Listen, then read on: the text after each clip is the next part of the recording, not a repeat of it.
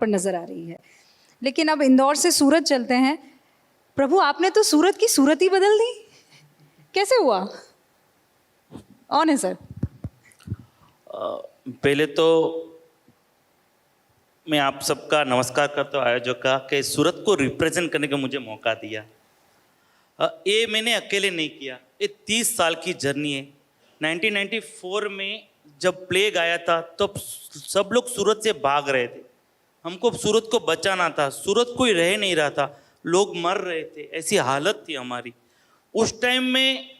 बाद में उस टाइम सब सुरती और हमारे अधिकारियों ने मिलके स्वच्छता की मेगा अभियान 1994 में की। उसके हम आगे चलते 2006 में पूरा सूरत पूर में डूबा हुआ था 80%। तब के आज के यशस्वी प्रधानमंत्री श्री तब के तत्कालीन मुख्यमंत्री थे, तब उसने ये मोर्चा संभाला था पूरा सूरत को। वो 2 दिन सूरत आए थे और पूरा मोर्चा सूरत को, उसको ऐसा लगा जैसे पानी उतर रहा था, महामारी आने का भय था। पर तब आदरणीय प्रधानमंत्री के तब मुख्यमंत्री उसके मार्गदर्शन में हम आगे चल रहे थे और वो महामारी में हम बच गए। उसके आगे चलते हम स्वच्छ भारत मिशन की शुरुआत थे और उसने हम कहीं ना कहीं हम लास्ट 10 ईयर में हमारी पॉपुलेशन डबल हो गई है। तो हम सूरत की हमारी जो विजन है, हम ड्रेनेज, पानी और वाटर में उसके साथ चल रहे। कोई सिटी का 10 साल में पॉपुलेशन बढ़ जाता है ना, डबल हो जाता है ना, उसकी सब आर्थिक व्यवस्था चली जाती है। तो हम उसके पैरेलल चले।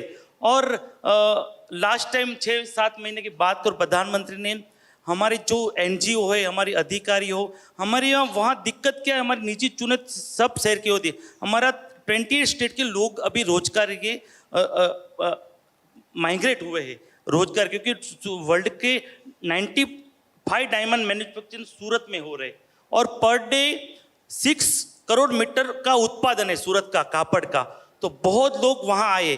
तो हमने क्या किया, जो लैंग्वेज है, ओडिशा थे तो ओडिशा की स्कूल वहाँ लगा दी, महाराष्ट्र की तो मराठा में। एक सूरत महानगर पालिका ऐसी है, उस 7 लैंग्वेज में एजुकेशन दे रहे। हमने सबको सूरत वासी बना दिया और हमने सबको जोड़ के ये जन आंदोलन बना दिया।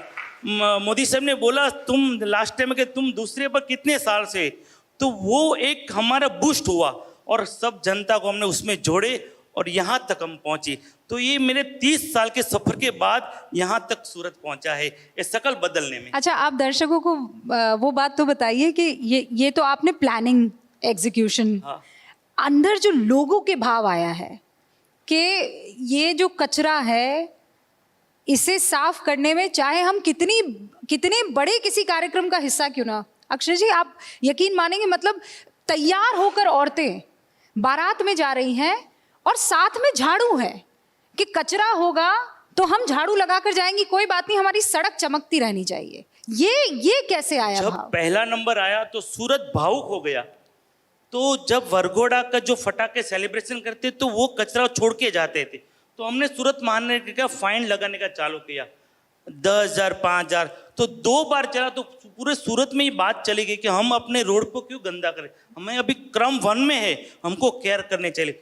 तो पूरी बारात ने सेलिब्रेशन किया और बाद में वहाँ झाड़ू भी ले गए। वो नेशनल मीडिया पे 15 दिन पहले वो न्यूज़ आई थी और खूब चली थी ये बात।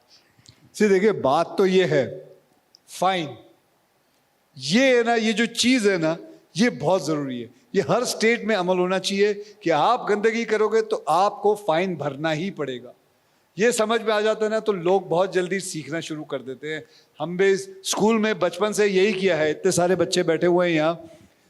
जब टीचर स्ट्रिक्ट होते हैं ना तो सब ठीक होना शुरू हो जाता है। तो ऐसे स्ट्रिक्ट टीचर चाहिए हमें। अच्छा, बच्चों के ये जो अक्षय जी कह रहे हैं बात सही है? हाँ, कितने लोग मानते हैं कि फाइन हमें डिसिप्लिन रखता है? अच्छा, जो नहीं मानते वो हाथ खड़ा करे, मुझे ये जानना है।